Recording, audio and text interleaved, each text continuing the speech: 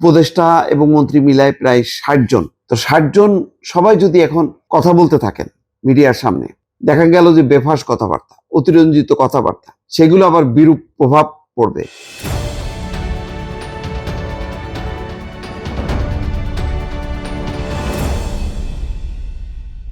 একটা শিরোনাম বলি, প্রধানমন্ত্রী মহোদয় অনুগ্রহ করে কিছু মন্ত্রীদের মুখে টেপ লাগিয়ে দিতে বলুন। এটা বুঝতে পারছি, এই কথাটা বলছেন সামাজিক যোগাযোগ মাধ্যমে পোস্ট করেছেন জনপ্রিয় অভিনেতা সোহেল রানা। তিনি লেখেন, প্রধানমন্ত্রী তারেক রহমানের নেতৃত্বে দেশের মানুষ নতুন সরকারকে আশা এবং আনন্দের সঙ্গে গ্রহণ করেছে, তবে কিছু মন্ত্রী অপ্রয়োজনীয়ভাবে মিডিয়ার সামনে বক্তব্য রাখায় সরকারের ভাবমূর্তির উপর নেতিবাচক প্রভাব পড়ছে।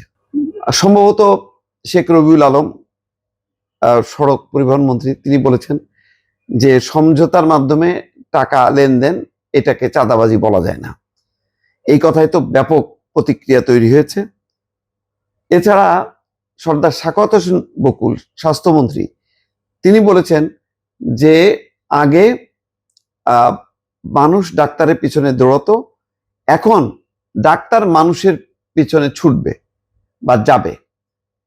এর আবার তাসনিম, যারা এনসিপির সাবেক নেত্রী এবং খুবই ফেসবুকে তার যে ফলোয়ার্স সংখ্যা অনেক বেশি, খুব তার প্রতিটা পোস্টের অনেক ফলোয়ার। তো সেখানে আমি দেখছিলাম যে তিনি ব্যাখ্যা করেছেন যে একজন বাংলাদেশের 10,000 মানুষের জন্য একজন বা দুইজন ডাক্তার মাত্র।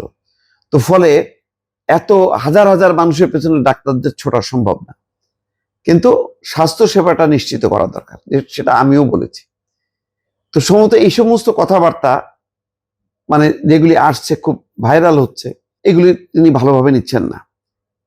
তো এই কারণে তিনি বলছেন যে এখন এতজন মন্ত্রী, প্রায় উপদেষ্টা এবং মন্ত্রী মিলায় প্রায় ৬০ জন। তো ৬০ জন সবাই যদি এখন মানে কথা বলতে থাকেন মিডিয়ার সামনে, দেখা গেল যে বেফাস কথাবার্তা, অতিরঞ্জিত কথাবার্তা, সেগুলো আবার বিরূপ প্রভাব পড়বে।